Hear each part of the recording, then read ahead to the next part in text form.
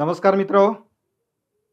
आज आपण bank nationalisation in India म्हणजेच भारतातील खाजगी व्यापारी बँकांच्या राष्ट्रीयकरणाची प्रक्रिया, त्याबाबतची पार्श्वभूमी, बँक राष्ट्रीयकरणाची उद्दिष्टे, त्याचबरोबर बँक नॅशनलायझेशन फेज 1 व बँक नॅशनलायझेशन फेज 2 आणि या राष्ट्रीयकरणानंतरच्या 50 वर्षाच्या कालखंडामधील या बँकांनी साध्य केलेल्या विविध बाबी, त्यांच्या अचिव्हमेंट्स आणि रियालिटी याबद्दल चर्चा करणार आहोत.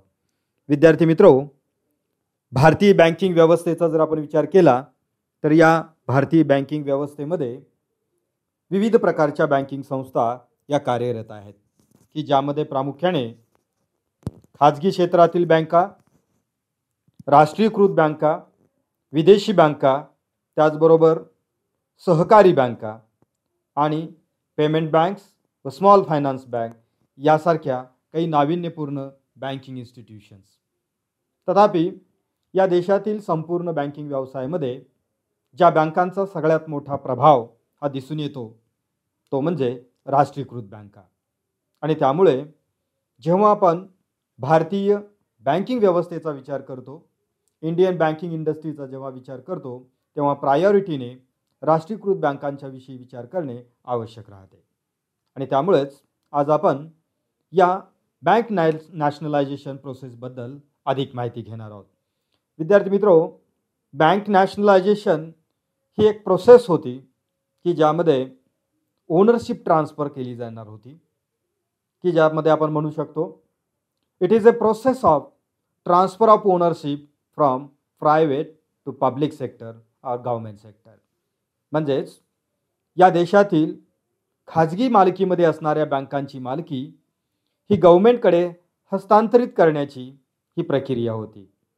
काही वेळेस या प्रोसेसला ट्रान्सफर ऑफ ओनरशिप म्हणण्यापेक्षा या प्रोसेसला ॲक्वायरिंग बँकिंग बिझनेस असेही म्हटले जाते. त्याची अनेक वेगवेगळी कारणे आहेत आणि म्हणून यामध्ये अनेक वेगवेगळ्या खाजगी बँका गव्हर्नमेंटनी ताब्यात घेतल्या असे म्हटलं जातं.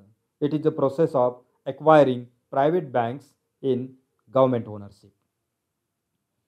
तथापि बँक नॅशनलायझेशन किंवा राष्ट्रीयकरणाची प्रक्रिया ही राबवण्यापाठीमागे नेमकी जी पार्श्वभूमी होती, ही पार्श्वभूमी जर आपण पाहिली तर आपणास या ठिकाणी दिसून येईल की सोबतच्या तक्त्यामध्ये जर आपण पाहिलं तर यामध्ये बँकाच्या वेगवेगळ्या स्थापन झाल्या आणि दरम्यानच्या कालावधीमध्ये ज्या फेल झाल्या, बंद पडल्या, त्यांची संख्या यामध्ये दिलेली आहे.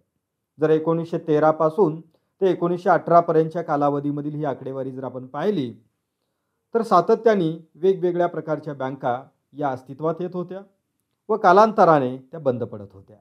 आणि त्यामुळे या बँकांच्या विश्वासार्हतेचा एक वेगळ्या प्रकारचा प्रश्न या देशामध्ये निर्माण झालेला होता. बँक नॅशनलायझेशन पूर्वी जर आपण पाहिलं तर या देशामध्ये खाजगी क्षेत्रातील बँका ह्या मोठ्या प्रमाणात होत्या. किंबहुना केवळ स्टेट बँक ऑफ इंडिया वगळता आणि भारतीय रिझर्व्ह बँक ऑफ इंडिया वगळता या बाकीच्या सर्व बँका खाजगी क्षेत्रामध्ये काम करत होत्या. तथापि या बँकांचं या इंडस्ट्रीमधील आगमन व निर्गमन म्हणजे यांची एंट्री आणि एक्झिट ही एक शंकास्पद त्या ठिकाणी वाटण्याची परिस्थिती ही निर्माण झालेली होती. कारण अनेक बँका स्थापन व्हायच्या आणि कालांतराने बुडत जायच्या. त्यामुळे डेपॉझिटर्सच्या मध्ये एक भयपूर्ण परिस्थिती ही निर्माण झालेली होती. त्याचा परिणाम या बँकांच्या विश्वासार्हतेवरती निर्माण झालेला होता.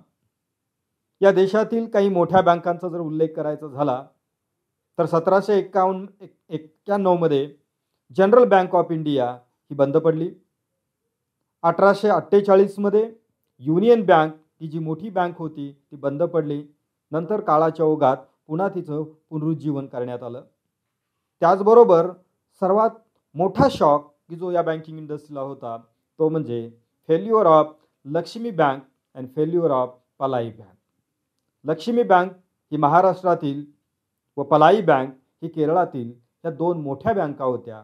जेव्हा या दोन मोठ्या बँका बुडीत गेल्या किंवा बंद पडल्या तेव्हा या देशातील बँकिंग क्षेत्रामध्ये खूप मोठ्या प्रमाणात अनिश्चिततेचं वातावरण, अविश्वासार्हतेचं वातावरण हे निर्माण झालं आणि त्यामुळे गव्हर्नमेंटला याविरुद्ध काहीतरी उपाययोजना करण्याची आवश्यकता निर्माण झाली आणि त्यामधूनच बँकांच्या राष्ट्रीयकरणाची प्रोसेस ही पुढे आल्याची आपणास पाहावयास मिळते. अर्थात जरी या देशातील बँकांचे राष्ट्रीयकरण 1969 मध्ये झालेलं असलं तरी या देशातील खाजगी बँकांच्यावरती नियंत्रण ठेवण्याविषयीची जी प्रक्रिया होती ती प्रक्रिया ही सर्वसाधारणपणे 1969च्या पूर्वीच ही सुरू झाल्याची आपणास त्या ठिकाणी पाहायला मिळेल.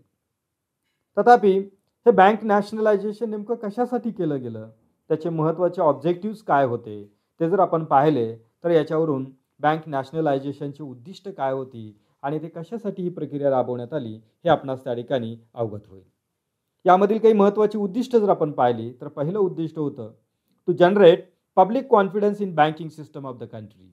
या देशातील बँकिंग सिस्टमवरती लोकांचा विश्वास दृढ करणं आणि तो वृद्धिंगत करणं याच्यासाठी सरकारी क्षेत्रामध्ये या बँका असणं गरजेचं वाटत होतं. कारण खाजगी क्षेत्रामध्ये नफेखोरीच्या प्रवृत्तीमुळे त्याचबरोबर अनेक वेगवेगळ्या प्रकारच्या अनफेअर प्रॅक्टिसमुळे या बँकिंग क्षेत्रावरचा विश्वास कमी होत चाललेला होता. दुसरी महत्त्वाची बाब म्हणजे ज्या प्रायव्हेट सेक्टरमधील बँक्स होत्या त्या अर्बन एरियामध्ये फार तर सेमी अर्बन एरियामध्ये आपल्या ब्रँचचं नेटवर्क हे एक्सपान्शन करत होत्या, परंतु त्या ग्रामीण भागामध्ये जायला तयार नव्हत्या. परंतु या देशाच्या अर्थव्यवस्थेचं जर स्वरूप आपण पाहिलं तर ही संपूर्णतः ग्रामीण अर्थव्यवस्था मानली जाते. मात्र या ग्रामीण अर्थव्यवस्थेमध्ये ग्रामीण भागामध्ये या बँका पोहोचायला तयार नव्हत्या आणि म्हणून त्यांना फोर्स करण्यापेक्षा या बँका सरकारने ताब्यात घेऊन त्यांना ग्रामीण भागामध्ये शाखा ओपन करण्यासाठी भाग पाडणं यासाठी नॅशनलायझेशनची आवश्यकता होती.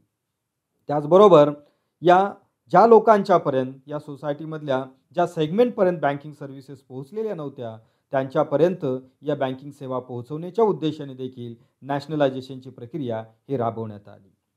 पूर्वीचा जो बँकिंग व्यवसाय होता की त्याला आपण क्लास बँकिंग असं म्हणत होतो. याचं कारण म्हणजे काही ठराविक लोकांच्यासाठीच, मोठ्या धनदांडग्या उद्योजक व्यावसायिकांच्यासाठीच या बँका काम करत होत्या. मात्र सर्वसामान्य जनतेसाठी या बँकिंग सेवा उपलब्ध नव्हत्या, किंबहुना त्यांच्यापर्यंत सेवा पोहोचत नव्हत्या आणि म्हणून class banking to mass banking हा चेंज घडवून आणण्यासाठी सरकारला या बँकांच्यावरती नियंत्रण ठेवण्याची आवश्यकता भासली आणि म्हणून त्यांना ताब्यात घेण्याची प्रक्रिया ही सुरू झाली. त्याचबरोबर या देशाच्या अर्थव्यवस्थेच्या विकासाच्या दृष्टिकोनातून जी अग्रक्रम क्षेत्र आहेत, प्रायोरिटीची क्षेत्र आहेत, ही जी रुरल इंडस्ट्रीच्या संदर्भातील असतील, किंबहुना ॲग्रिकल्चर अँड अलाइड ॲक्टिव्हिटीच्या संदर्भातील असतील, सोशली बॅकवर्ड कम्युनिटीच्या डेव्हलपमेंट संदर्भातील बाबी असतील, तर यासाठी कर्जपुरवठ्याची व्यवस्था जर करायची असेल तर या प्रायव्हेट बँका या राष्ट्रीयकरण करण्याची आवश्यकता निर्माण झाली. त्याचबरोबर ओव्हरऑल या देशाच्या उभारणीमध्ये या बँकांचा सहभाग वाढवायचा असेल तरी देखील या बँकांची आवश्यकता होती आणि म्हणून त्या ठिकाणी अशा प्रकारचा प्रयोग हा त्या ठिकाणी करण्यात आला. त्याचबरोबर या देशामध्ये खूप मोठ्या प्रमाणात सोशल डिस्पॅरिटी, इकॉनॉमिक डिस्पॅरिटी ही निर्माण झालेली होती आणि या सोशल डेव्हलपमेंटसाठी या बँकिंग सर्व्हिसेस या एक्सटेंड करणं, त्याचं एक्सपान्शन करणं ही आवश्यकता होती. या सर्व उद्दिष्टांच्या पूर्ततेसाठी या देशामध्ये बँक राष्ट्रीयकरणाची प्रक्रिया ही राबवण्यात आली. तथापि या संपूर्ण प्रक्रियेचं स्वरूप जर आपण त्या ठिकाणी पाहिलं तर आपणास असं दिसून येईल की या संदर्भातला पहिला जो एक्सपेरिमेंट झाला किंवा पहिला प्रयोग या राष्ट्रीयकरणाच्या संदर्भात जो झाला की ज्याला माइल्ड नॅशनलायझेशन असं देखील त्या ठिकाणी म्हणता येईल, की तत्कालीन deputy prime minister Morarjibhai Desai यांच्या कालखंडामध्ये की त्यांनी या देशातील बँकांच्यावरती सोशल कंट्रोल म्हणजे सामाजिक नियंत्रण प्रस्थापित करण्यासाठी एक वैशिष्ट्यपूर्ण प्लान तयार केलेला होता की ज्याला plan of social control on bank असे म्हटले जात होते. तो 1967 मध्ये तयार झाला. त्या अनुषंगाने एक नवीन कायद्यामध्ये तरतूद करण्यात आली, त्यामध्ये अमेंडमेंट करण्यात आल्या की ज्याला आपण बँकिंग लॉ अमेंडमेंट ॲक्ट 1968 असं देखील म्हणतो. की या सोशल कंट्रोलचा जो प्लॅन होता, या प्लॅनचा मुख्य उद्देश असा होता, या ज्या खाजगी बँका आहेत की यांच्यावरती सरकारचं काही प्रमाणात नियंत्रण असावं, त्यांच्या कर्ज वितरणावरती नियंत्रण असावं, त्यांच्या नफेखोरीवरती नियंत्रण असावं, या दृष्टिकोनातून हा प्लॅन तयार करण्यात आलेला होता. परंतु या प्लॅनसाठी खूप मोठा कायदेशीर आधार त्यामध्ये नसल्यामुळे आणि या सर्व बँका खाजगी क्षेत्रामध्ये काम करत असल्यामुळे त्यांच्यावरती सोशल कंट्रोल प्रस्थापित करणं आणि ते इफिशियंटली एक्झिक्यूट करण्यामध्ये की त्यावेळेला खूप साऱ्या अडचणी दिसायला लागल्या. आणि दरम्यानच्या कालावधीमध्ये मग ह्या सोशल कंट्रोलकडून बँक नॅशनलायझेशनकडे जाण्याचा विचार हा सुरू झाला.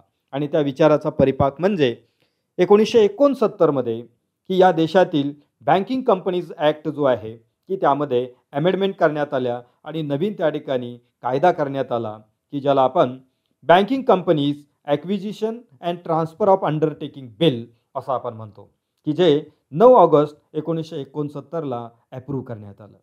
आणि हे बिल ॲप्रूव्ह केल्यानंतर त्याचं रूपांतर कायद्यामध्ये झालं आणि या कायद्यातील तरतुदीनुसार 19 जुलै 1969मध्ये ऑर्डिनन्स जारी करण्यात आला आणि त्या ऑर्डिनन्सनुसार या देशातील 14 बँकांचं राष्ट्रीयकरण करण्याची प्रक्रिया पूर्ण झाली. किंबहुना हा अध्यादेश एका रात्रीमध्ये काढल्यामुळे की त्या ठिकाणी याविषयी अनेक वेगवेगळ्या प्रकारच्या चर्चाही त्यावेळच्या कालावधीमध्ये झालेल्या होत्या. तथापि ही जी प्रक्रिया झाली या प्रक्रियेलाच बँक नॅशनलायझेशन फेज 1 असे म्हटले जाते, की ज्या 19 जुलै 1969मध्ये तत्कालीन पंतप्रधान इंदिरा गांधी यांनी जो त्या ठिकाणी अध्यादेश काढला, या अध्यादेशामध्ये की त्या ठिकाणी या 14 बँकांचा समावेश करण्यात आला की ज्यासाठी एक महत्त्वाचा क्रायटेरिया लावण्यात आलेला होता. म्हणजे 19 जुलै 1969 पूर्वी या देशात खाजगी क्षेत्रामध्ये कार्यरत असणाऱ्या ज्या कमर्शियल बँक्स आहेत, व्यापारी बँका आहेत, की ज्यांच्याकडे 50 कोटी रुपये आणि त्याहून अधिक रकमेच्या डिपॉझिट्स आहेत, अशा 14 मोठ्या बँका ज्या आहेत की त्या भारत सरकारने ताब्यात घेतलेल्या आहेत, अशा प्रकारचा की त्या ठिकाणी ऑर्डिनन्स हा जारी करण्यात आला, की यालाच आपण बँक नॅशनलायझेशन फेज 1 असं आपण म्हणतो.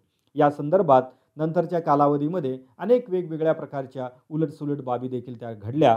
कारण या कायद्यातील तरतुदीनुसार भारत सरकारने या खाजगी गुंतवणूकदारांना त्यांच्या शेअरच्या मोबदल्यात जी कॉम्पॅन्सेशन किंवा नुकसान भरपाई दिली, त्यावरून काही वेगवेगळ्या प्रकारचे विवाद निर्माण झाले.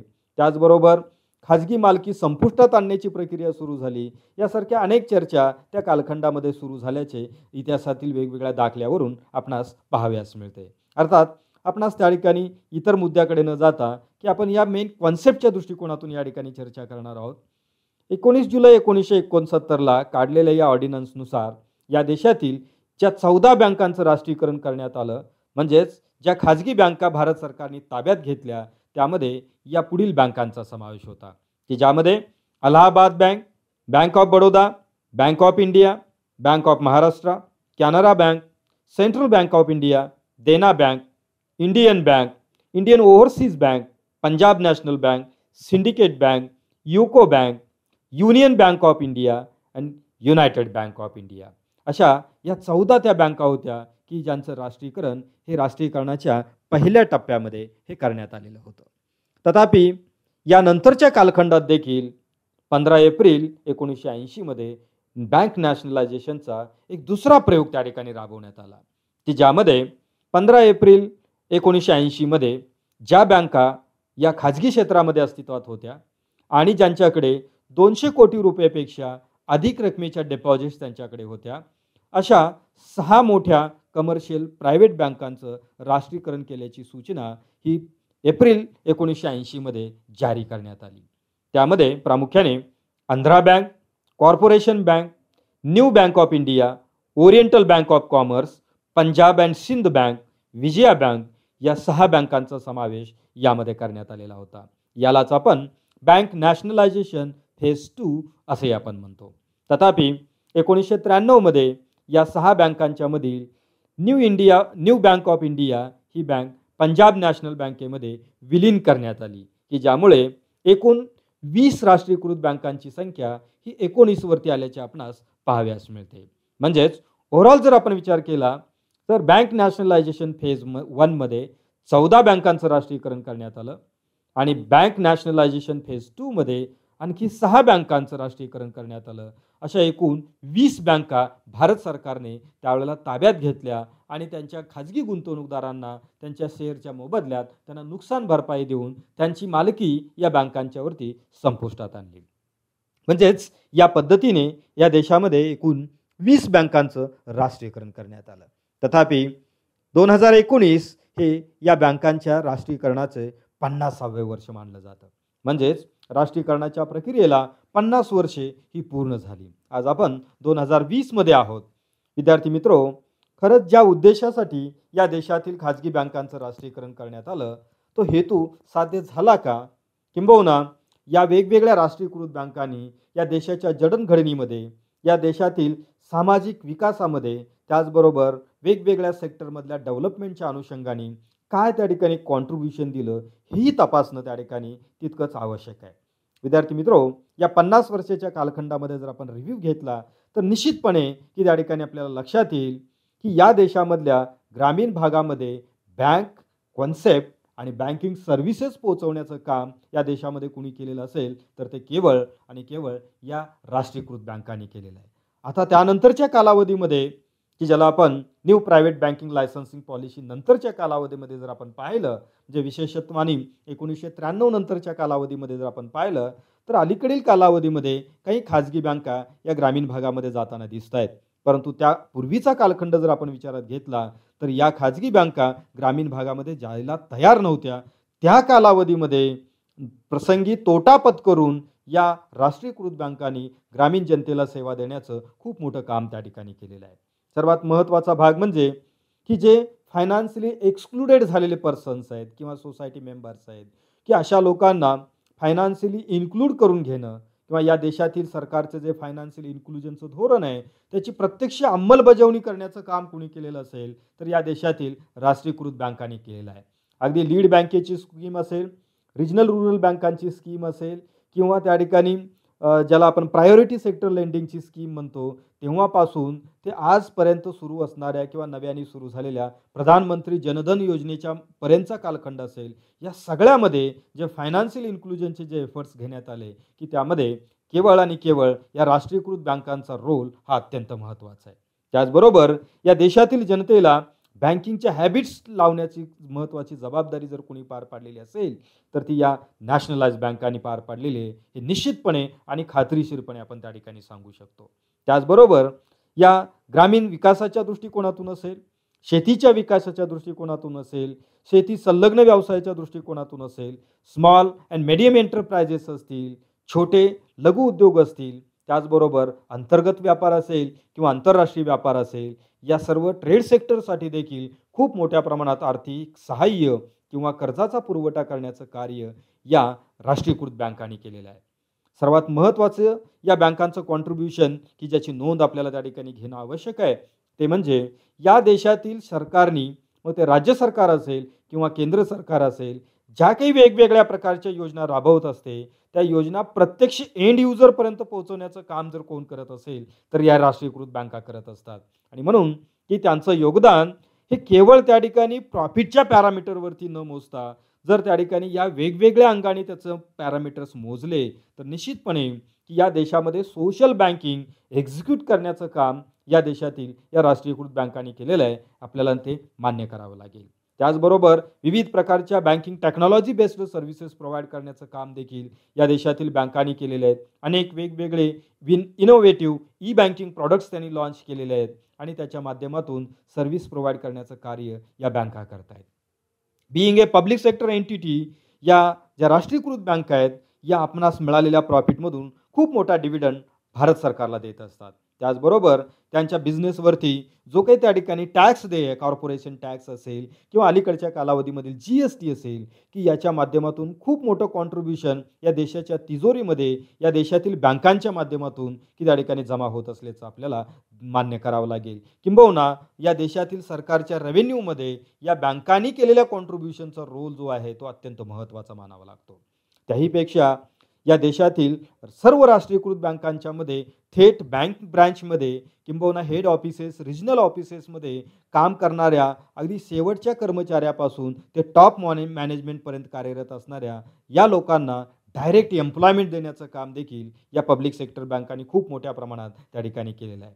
त्याही बरोबर हे झाले डायरेक्ट एम्प्लॉयमेंट, परंतु या बँकांच्या ज्या अन्सिलरी सर्व्हिसेस आहेत किंवा त्यांच्या सबसिडियरी ऑर्गनायझेशन्स आहेत, या बँकांनी प्रमोट केलेले वेगवेगळे उद्योग व्यवसाय किंवा संस्था आहेत की याच्यामधून मिळणारा जो इनडायरेक्ट एम्प्लॉयमेंट जे आहे ती देखील खूप मोठ्या प्रमाणात या देशामध्ये निर्माण झालेली आहे. किंबहुना आपल्याला हे मान्य करावं लागेल या देशामधील एम्प्लॉयमेंट जनरेशनच्या प्रोसेसमध्ये या राष्ट्रीयकृत बँकांचं जे कॉन्ट्रीब्युशन आहे हे दोन्ही पद्धतीनं त्या ठिकाणी डायरेक्ट कॉन्ट्रीब्युशन आहे आणि इनडायरेक्ट कॉन्ट्रीब्युशन आहे. खाजगी उद्योगांना वित्तपुरवठा करून की त्यांच्या स्थापनेसाठी प्रोत्साहन देऊन त्याच्यातून रोजगार निर्मिती ही देखील प्रक्रिया या राष्ट्रीयकृत बँकांनी पार पाडलेली आहे. हे आपल्याला त्या ठिकाणी मान्य करावं लागेल. आणि म्हणून जेव्हा कधी आपण या पब्लिक सेक्टर बँकांची तुलना खाजगी क्षेत्रातील बँकांच्या बरोबर करतो की तेव्हा ती तशी खऱ्या अर्थानं ती तुलना ही अयोग्य आहे असं मला त्या ठिकाणी यामध्ये नमूद करावं असं वाटतं. याची अनेक कारणं आहेत.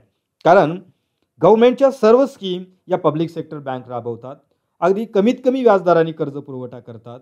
ग्रामीण भागामध्ये व्यवसाय परवडत नसताना देखील तिथे ब्रँच चालवतात. तिथे त्या ठिकाणी बँकिंग सेवा उपलब्ध करून देतात. आणि खाजगी क्षेत्रातील बँका मात्र केवळ बिझनेस आणि प्रॉफिट किंवा त्या ठिकाणी प्रॉफिट सेंट्रिक बिझनेस करत असताना दिसतात. आणि अशा दोन वेगवेगळ्या प्रकारच्या ऑर्गनायझेशनची तुलना करणं हे फारसं योग्य ठरत नाही. आणि म्हणूनच विद्यार्थी मित्रो, या देशातील पब्लिक सेक्टर बँकांच्यामध्ये काही प्रॉब्लेम्स त्या ठिकाणी डेफिनेटली आहेत. निश्चितपणे त्या ठिकाणी कार्यक्षमतेचा विषय आहे, नफ्याचा विषय आहे, थकबाकीचा विषय आहे. परंतु दुसऱ्या बाजूने जर आपण पाहिलं तर हे प्रॉब्लेम्स निर्माण होण्यापाठीमागची काही कारणंही तशीच आहेत. कारण खाजगी बँका शेतकऱ्यांना कर्ज देत नाहीत मोठ्या प्रमाणात, मात्र राष्ट्रीयकृत बँका शेतकऱ्यांना कर्ज देतात, लघु उद्योजकांना कर्ज देतात. राष्ट्रीयकृत बँका विनातारण कर्ज पुरवठा करत असतात. खाजगी बँका अशा पद्धतीचा कर्ज पुरवठा फार कमी प्रमाणात करतात. त्यामुळे निश्चितपणे या राष्ट्रीयकृत बँकांचा NPA जास्त असणार आणि त्यांचा प्रॉफिट रेशो हा डेफिनेटली कमी असणार. त्यामुळे या पद्धतीनं तुलना ही फारशी त्या ठिकाणी योग्य राहत नाही. तर या सर्व बाबी जेव्हा आम्ही कन्सिडर करतो की तेव्हा खऱ्या अर्थानं या देशातील राष्ट्रीयकृत बँकांचं या देशाच्या उभारणीमधील जे योगदान आहे ते योगदान निश्चितपणे आपल्याला त्या ठिकाणी दखलपात्र आहे हे मान्य करावं लागतं. किंबहुना या देशातील बँकिंग सेवा या तथाकथित इंडियामधून भारतामध्ये पोहोचवण्याचं कार्य जर कोणी केलेलं असेल तर या केवळ राष्ट्रीयकृत बँकांनी केलेलं आहे. हे आपल्याला विद्यार्थी मित्र मान्य करावं लागेल. ते या पद्धतीने की आपल्याला हे नॅशनलायझेशनची प्रोसेस आणि त्याचे जे परफेक्ट इम्पॅक्ट आहेत सोसायटीवरती किंवा इकॉनॉमीवरती हे त्या ठिकाणी विचारात घेणं आवश्यक आहे. मला वाटतं की या राष्ट्रीयकरणाच्या अनुषंगाने आपणास आवश्यक असणारी जी माहिती आहे ती यामधून मिळालेली असेल. धन्यवाद.